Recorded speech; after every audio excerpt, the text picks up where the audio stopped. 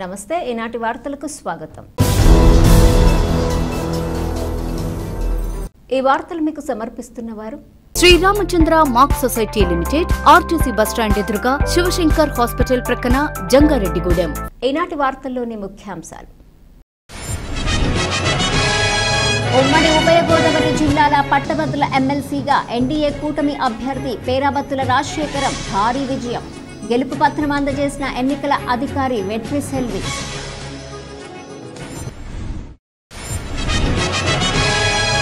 AIDS వ్యాధి నియంత్రణ చికిత్సతో పాటుగా క్షయవ్యాధి నివారణకు కూటమి ప్రభుత్వం ఏ విధమైన చర్యలు తీసుకుంది? అసెంబ్లీలో వివరణ కోరిన చింతలపూడి ఎమ్మెల్యే సొంగ రోషన్ కుమార్.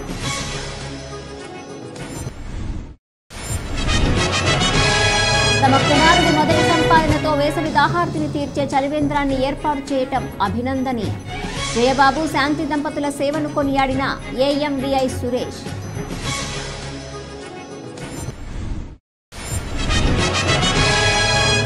ఆవులు గేదెలకు గాలికుంటు వ్యాధి నివారణ టీకాలను తప్పనిసరిగా వేయించాలి. ప్రాంతీయ పశువైద్యశాల సహాయ సంచాలకులు డాక్టర్ పిఎన్వి శేఖర్ ద్వారా సూచన.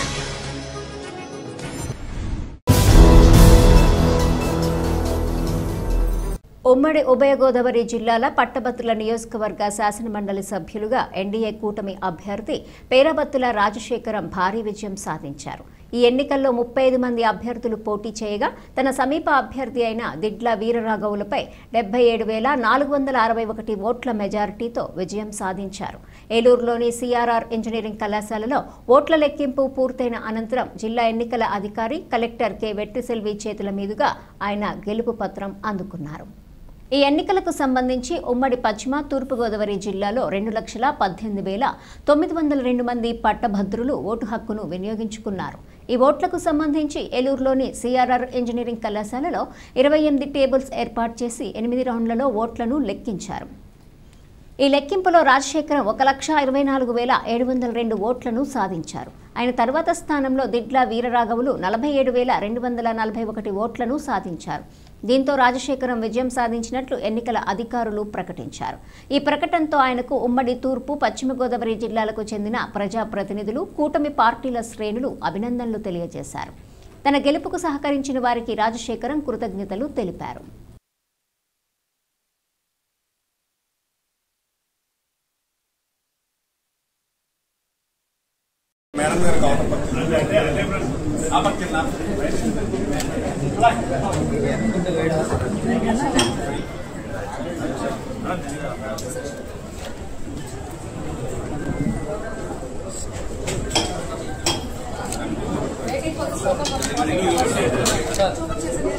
మరి ఉమ్మడి తూర్పుగోదావరి, పశ్చిమ గోదావరి మరి కూటమి బలపరిచిన తెలుగుదేశం అభ్యర్థిగా, పట్టభద్రుల ఎమ్మెల్సీ అభ్యర్థిగా ఈరోజు ఘన విజయం సాధించడానికి మరి నన్ను ఓట్లు వేయించి గెలిపించిన ప్రతి ఒక్కరికి కూడా మరి హృదయపూర్వక ధన్యవాదాలు, నమస్కారాలు తెలియజేసుకుంటున్నాం. మీరందరూ కూడా ఏ నమ్మకంతో నా గెలుపుకు సహకరించారో మీ నమ్మకాన్ని వమ్ము చేయకుండా ఈ ప్రభుత్వంతో కలిసి పనిచేసి ఏదైతే పట్టభద్రులకి రావాల్సిన హక్కులుగా రావాల్సిన ఉన్నాయో అన్నీ కూడా మరి సాఫల్యం అయ్యేవారు వంతుగా నా వంతు కృషి చేస్తానని తెలియజేసుకుంటున్నాం.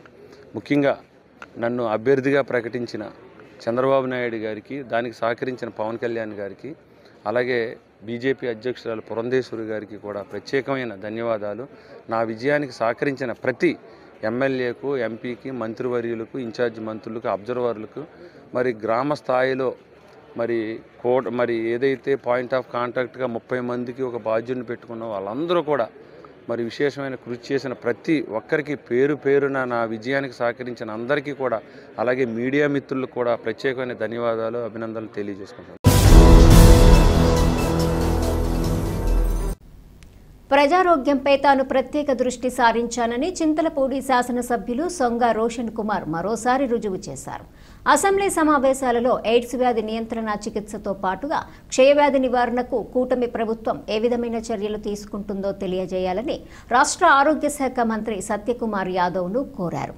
అదేవిధంగా ఎయిడ్స్ వ్యాధిగ్రస్తులను ఆదరించడానికి, ఈ వ్యాధికి గురై ప్రాణాలు కోల్పోయిన వారి పిల్లలను ఆదుకోవటానికి ప్రభుత్వం ఏ విధమైన చర్యలు తీసుకుంటుందో సభకు తెలియజేయాలని ఎమ్మెల్యే కోరారు.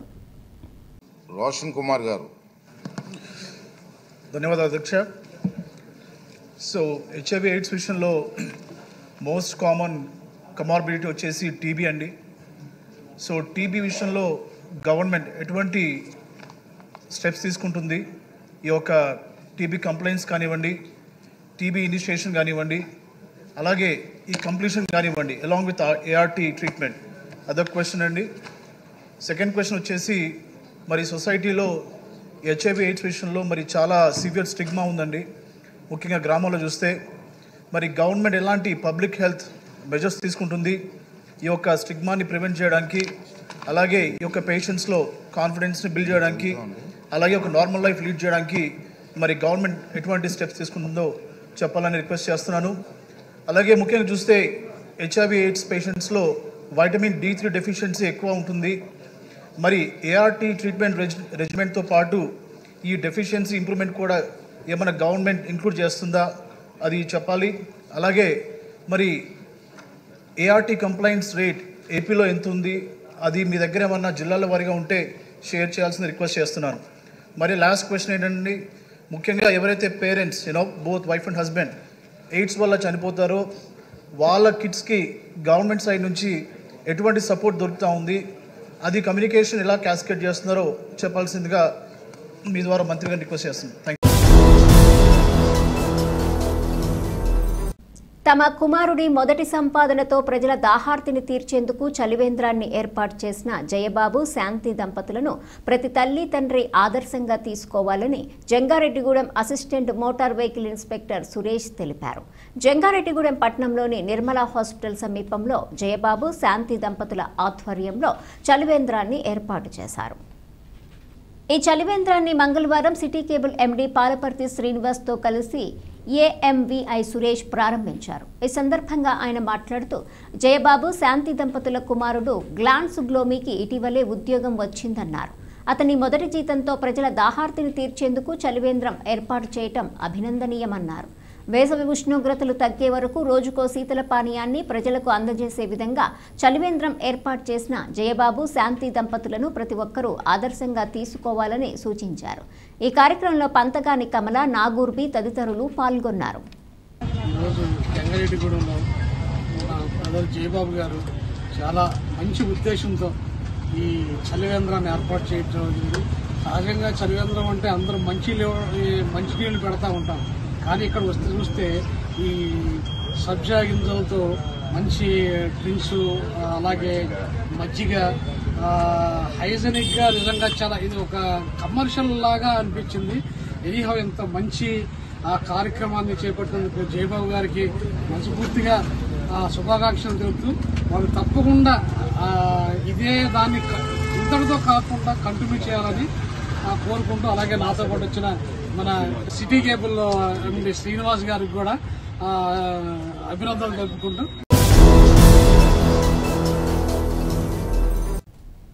ఆవులు గేదెలకు గాలికుంటు వ్యాధి నివారణ టీకాలను తప్పనిసరిగా వేయించాలని ప్రాంతీయ పశువైద్యశాల సహాయ సంచాలకులు డాక్టర్ పిఎన్వి శేఖర్ దొరా సూచించారు. జంగారెడ్డిగూడెంలోని ప్రభుత్వ ప్రాంతీయ పశువైద్యశాలలో మంగళవారం డాక్టర్ శేఖర్ దొరా మీడియాతో మాట్లాడారు. కేంద్ర రాష్ట్ర ప్రభుత్వాలు సంవత్సరానికి 2 సార్లు గాలికుంటు వ్యాధి నివారణ టీకాల కార్యక్రమం నిర్వహిస్తుందన్నారు. కావున గేదెలు, ఆవుల పెంపకందారులు వారి జీవాలకు ఈ టీకాలు వేయించాలన్నారు. అదేవిధంగా 4 నుంచి 8 నెలల వయసు గల లేగదూడలకు బ్రుసెల్లా వ్యాధి నివారణ టీకాలు కూడా వేయించాలన్నారు. సకాలంలో టీకాలు వేయించడం వల్ల జంతువులు వ్యాధుల బారిన పడవని, తద్వారా పెంపకందారులకు ఎటువంటి ఇబ్బంది కలగదని డాక్టర్ శేఖర్ దొరా సూచించారు.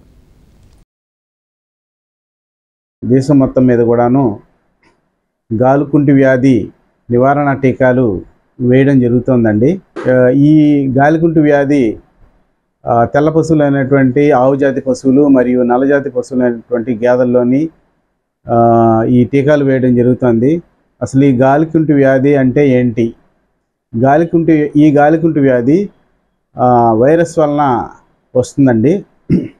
దీనివలన పశువుల్లోని అధిక జ్వరము, కాలిగిట్ల మధ్యలో పుళ్ళు, అదేవిధంగా నోటి చిగుళ్ళ మధ్యన పుళ్ళు ఏర్పడి పశువు మేత తినకుండా అనారోగ్యాన్ని బారిపడి బాగా నీరసించి పాలిచ్చే పాడి పశువులు అయితే పాలు మొత్తం తగ్గిపోతాయండి. అలాగే పనిచేసే పశువులు అంటే ఎద్దులు అనుకోండి, అవి వాటికి శక్తి లేక నీరసించిపోయి బరువైన పనులు చేయకుండా చాలా కాలం 1-2 నెలల వరకు అలా ఉండిపోతాయండి. దానివల్ల ఏంటంటే పాడి పశువులకు వస్తే రైతులు పాలు దిగుబడి తగ్గిపోయి ఆర్థికంగా నష్టపోతారు. అలాగే పనిచేసే పశువులు, బండిలాగే పశువులు అయితే ఆ పని చేయలేక దానివల్ల కూడాను రైతులు లేదా దాని మీద ఆధారపడే వారు కూడాను ఆర్థికంగా నష్టపోవడం జరుగుతుందండి. దీన్ని దృష్టిలో పెట్టుకొని మన కేంద్ర ప్రభుత్వం కానీ రాష్ట్ర ప్రభుత్వం గారు కానీ ప్రతి సంవత్సరం 2 సార్లు టీకాలు వేయడం జరుగుతుందండి. ఈ అవకాశాన్ని పాడి రైతులు ఉపయోగించుకోవాల్సిందిగా కోరుతున్నాను.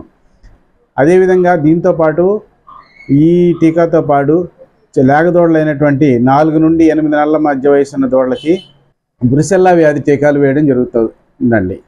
ఈ బ్రుసెల్లా వ్యాధి టీకాలు ఈ 4 నుండి 8 నెలల మధ్యన ఉన్నటువంటి పెయ్యి దూడలకు మాత్రమే వేయడం జరుగుతుందండి. ఇది పెద్ద పశువుల్లో వేయడానికి ఈ టీకా లేదండి. ఈ బ్రుసెల్లా వ్యాధి అంటే ఏంటి? ఈ బ్రుసెల్లా వ్యాధి వచ్చినప్పుడు 3 నుండి 3 నెలల నుండి 6 నెలల మధ్య చూలుతో ఉన్నటువంటి పశువులు ఈసుకుపోతాయండి. దీనివల్ల కూడాను ఈసుకుపోవడం వల్ల రైతు ఆర్థికంగా నష్టపోవడం జరుగుతుంది. అదేవిధంగా ఈ వ్యాధి వచ్చినట్లయితే పశువు పూర్తిగా పనికి రాకుండా పోతుంది. దాని నిమిత్తము ఈ బ్రుసెల్లా వ్యాధి టీకాలు వేయడం జరుగుతుందండి. కాబట్టి రైతులు ఈ అవకాశాన్ని వినియోగించుకోవాల్సిందిగా కోరుతున్నామండి.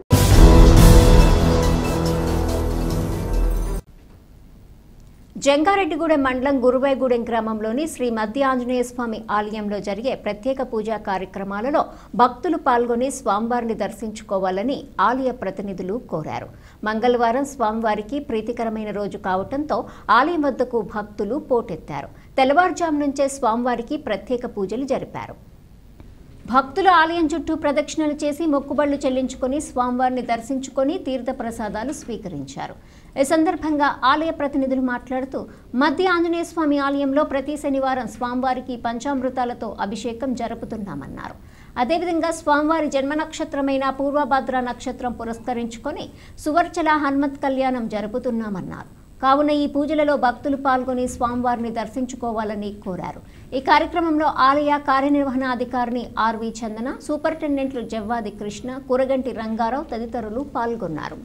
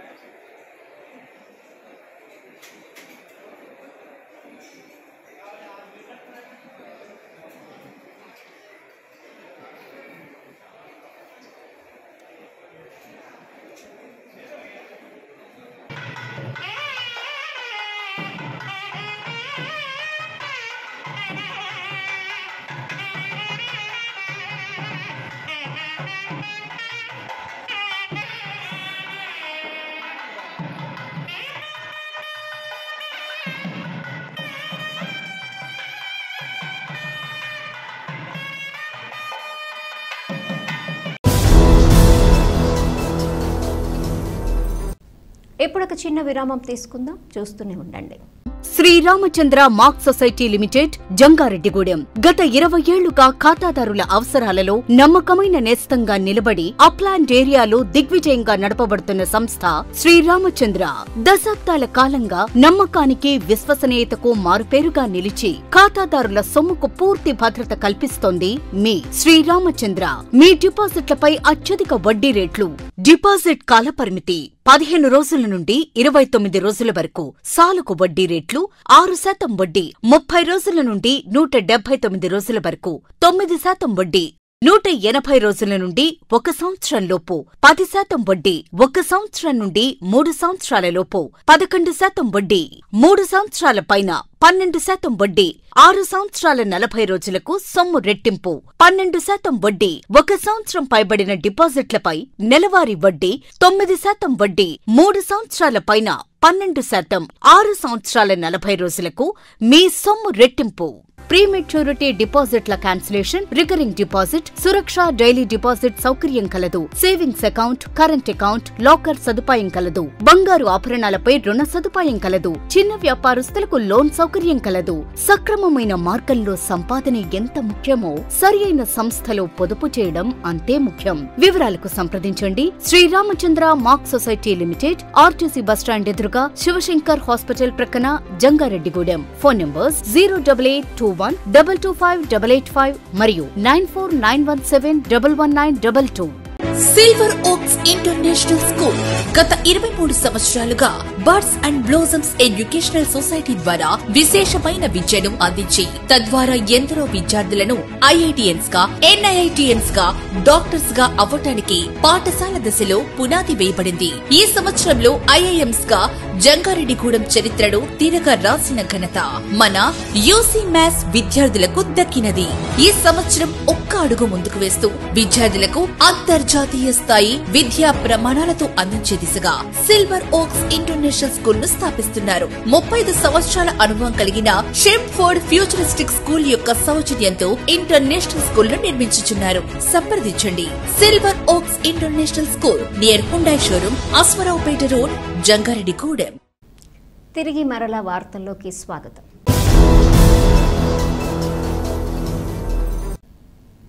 గ్రాడ్యుయేట్ ఎమ్మెల్సీ ఎన్నికల్లో ఎన్డీఏ కూటమి అభ్యర్థి పేరాబత్తుల రాజశేఖరము 1,24,702 ఓట్లు సాధించి విజయం సాధించడం పట్ల టీడీపీ సీనియర్ నాయకులు పరిమి సత్తిపండు హర్షం వ్యక్తం చేశారు.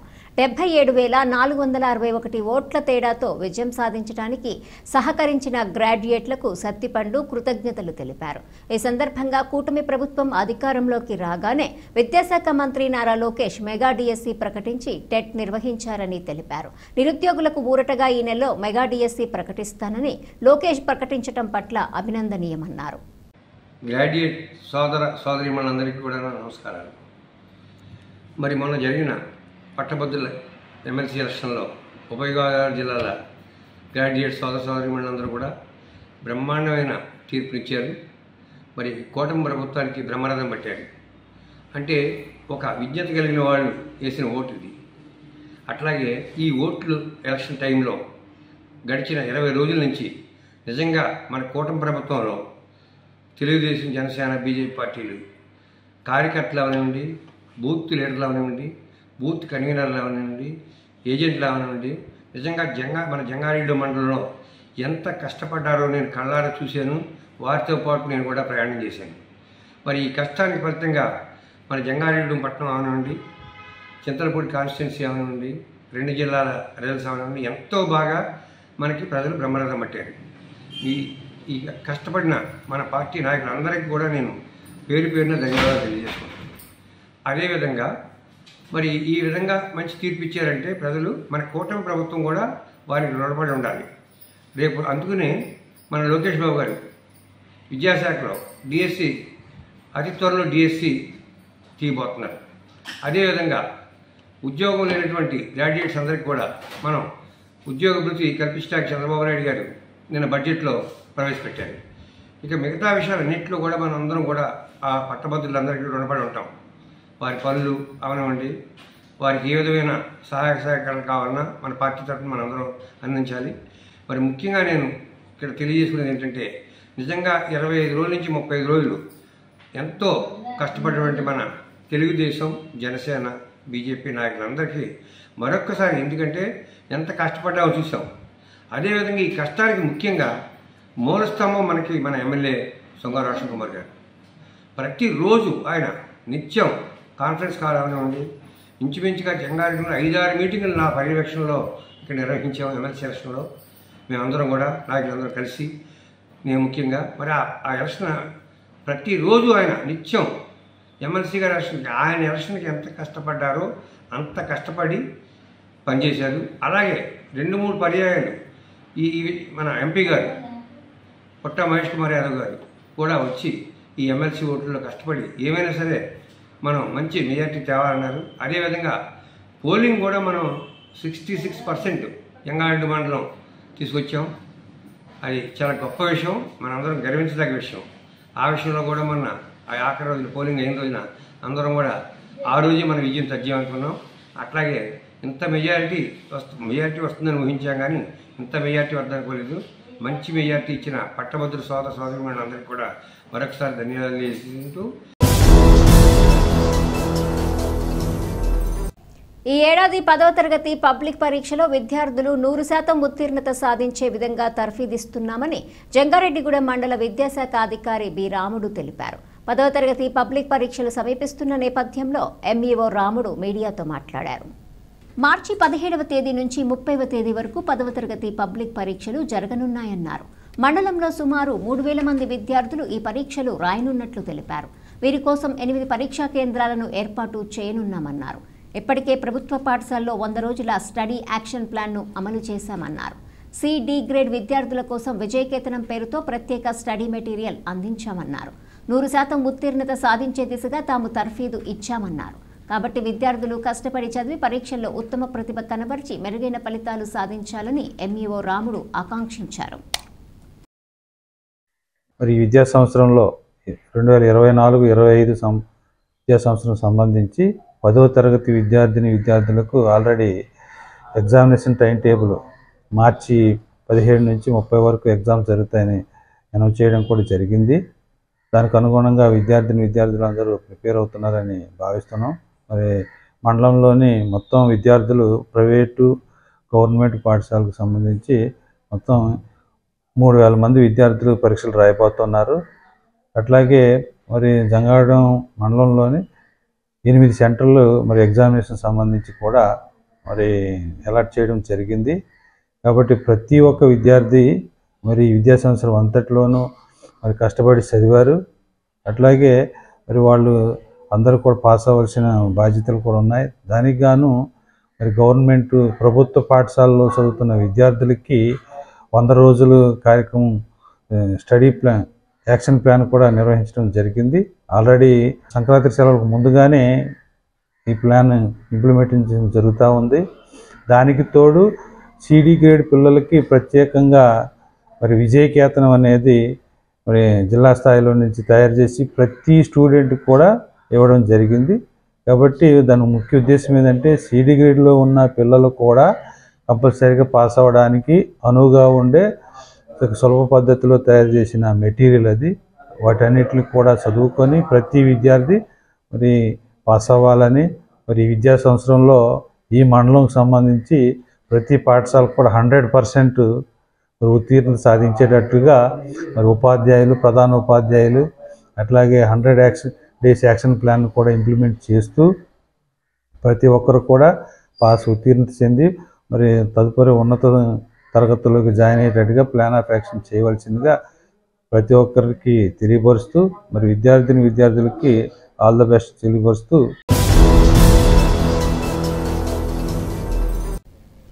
చిరంజీవి యువత గౌరవ అధ్యక్షుడు మద్దాల ప్రసాద్ జన్మదిన వేడుకలను జంగారెడ్డిగూడెం పట్టణంలో ఘనంగా నిర్వహించారు.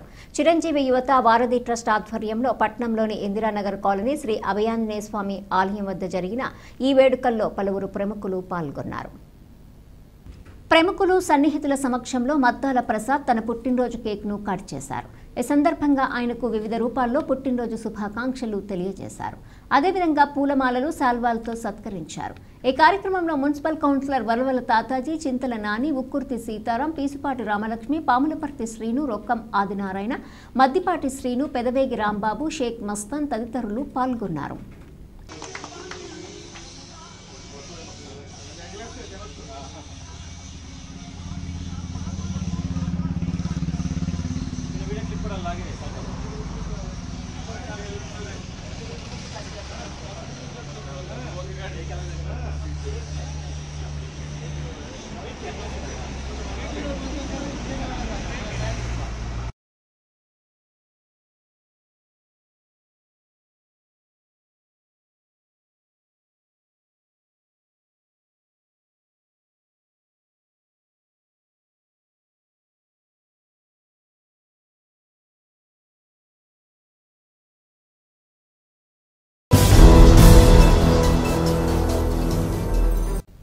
విజయవాడలో మార్చి 10న అంగన్వాడీ సంఘాలు నిర్వహించే మహాధర్నాను విజయవంతం చేయాలని ఐఎఫ్టీయూ జిల్లా అధ్యక్షులు కెవి రమణ పిలుపునిచ్చారు. జంగారెడ్డిగూడెం డివిజన్ ధర్మన్న స్మారక భవనంలో ఐఎఫ్టీయూ ముఖ్య కార్యకర్తల సమావేశం కొమరం మారమ్మ అధ్యక్షతన జరిగింది. ఈ సందర్భంగా కెవి రమణ మాట్లాడుతూ అంగన్వాడీల సమస్యలు పరిష్కరించాలని సిఐటియు, ఏఐటియుసి, ఐఎఫ్టీయూ అనుబంధ అంగన్వాడీ సంఘాలు ఈ నెల 10న విజయవాడలో మహాధర్నాకు పిలుపునిచ్చారన్నారు. కావున ఈ మహాధర్నాను అంగన్వాడీలు విజయవంతం చేయాలని పిలుపునిచ్చారు. ఈ కార్యక్రమంలో జి పద్మ, లలిత, తగరం బాబురావు, వెంకటేశ్వరరావు, కె రామలక్ష్మి తదితరులు పాల్గొన్నారు.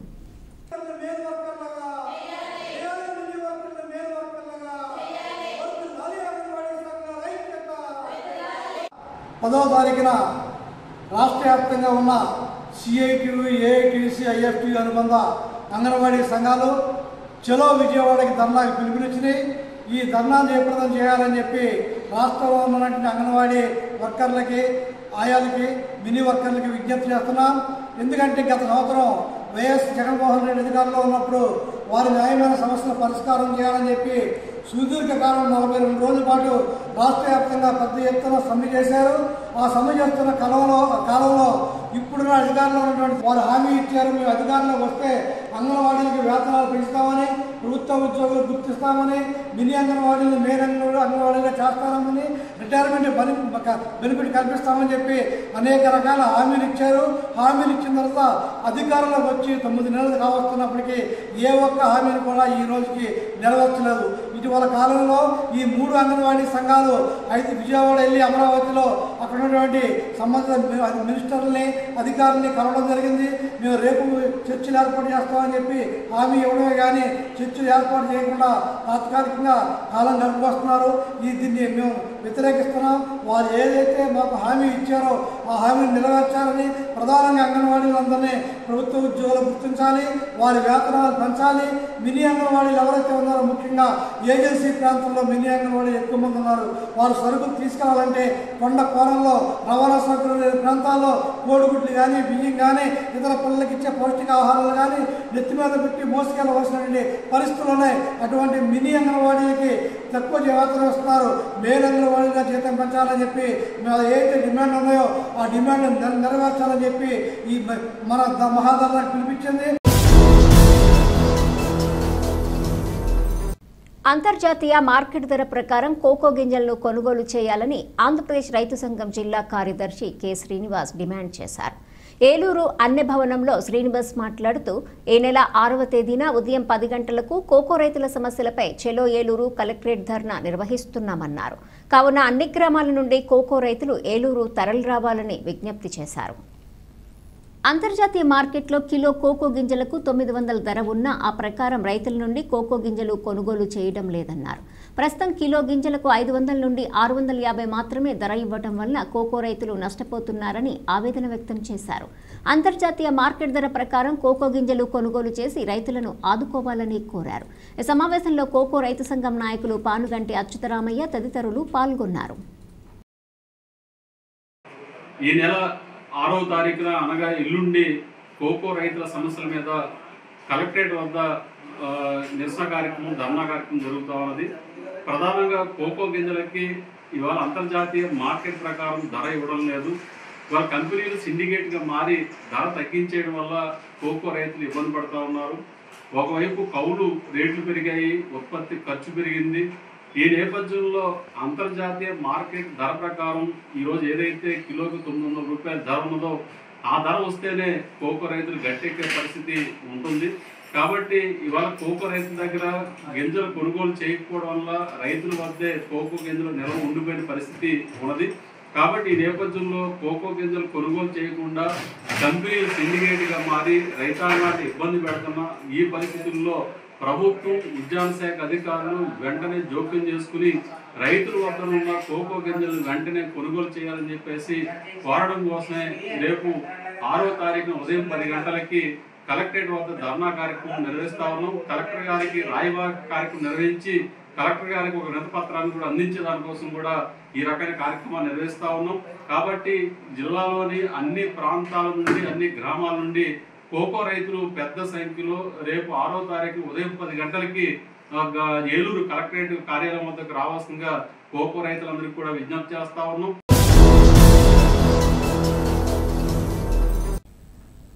దళితుల శ్మశాన వాటికల్లో అన్ని రకాల మౌలిక సదుపాయాలు కల్పించాలని కేవీపీఎస్ జిల్లా కార్యదర్శి ఏ ఫ్రాన్సిస్ డిమాండ్ చేశారు. బుట్టాయిగూడెంలోని దళితుల శ్మశాన వాటికను అభివృద్ధి చేయాలని కేవీపీఎస్ అంబేద్కర్ సంఘాల ఆధ్వర్యంలో నిరసన కార్యక్రమాన్ని నిర్వహించారు. ఈ సందర్భంగా ఫ్రాన్సిస్ మాట్లాడుతూ బుట్టాయిగూడెంలోని దళితుల శ్మశానానికి వెళ్లేందుకు సరైన రోడ్డు లేక ఎన్నో ఇబ్బందులు ఎదుర్కొంటున్నామన్నారు. కావున తక్షణమే సీసీ రోడ్డు నిర్మించాలన్నారు. అంతేకాకుండా శ్మశాన వాటికలో బోర్ వేయాలని, షెడ్ నిర్మించాలని డిమాండ్ చేశారు. లేని పక్షంలో ఉద్యమ బాట పడతామని హెచ్చరించారు. ఈ కార్యక్రమంలో బి డేవిడ్ రాజు, గొల్లపల్లి వెంకటేశ్వరరావు, కె కార్తీక్, గంధం ఇస్రాయిల్, ఆనంద్, రవి తదితరులు పాల్గొన్నారు. శ్మశానంలో ఎలాంటి చెట్లు లేక, దీనికి ఎలాంటి కాంపౌండ్ లేక, షెడ్ లేక టెంట్లు వేసుకొని ఇక్కడ ఖననం చేయాల్సిన పరిస్థితి ఉంది. ఈ గొంతలు తీయటానికి కూడా ఇక్కడ షెడ్ తేర కట్టవలసి వస్తుంది.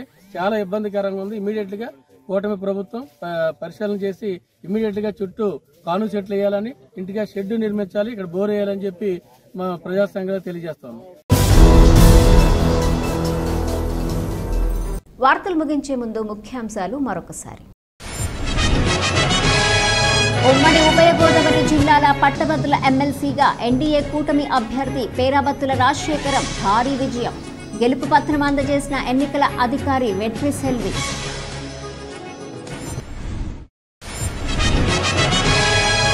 ఎయిడ్స్ వ్యాధి నియంత్రణ చికిత్సతో పాటుగా క్షయవ్యాధి నివారణకు కూటమి ప్రభుత్వం ఏ విధమైన చర్యలు తీసుకుంది? అసెంబ్లీలో వివరణ కోరిన చింతలపూడి ఎమ్మెల్యే సొంగ రోషన్ కుమార్.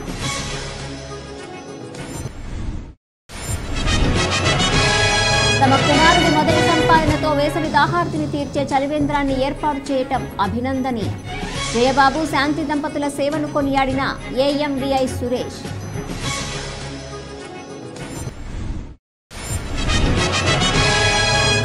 ఆవులు, గేదెలకు గాలికుంటు వ్యాధి నివారణ టీకాలను తప్పనిసరిగా వేయించాలి. ప్రాంతీయ పశువైద్యశాల సహాయ సంచాలకులు డాక్టర్ పిఎన్వి శేఖర్ దొర సూచన. ఈ వార్తలు ఇంతటితో సమాప్తం. నమస్కారం.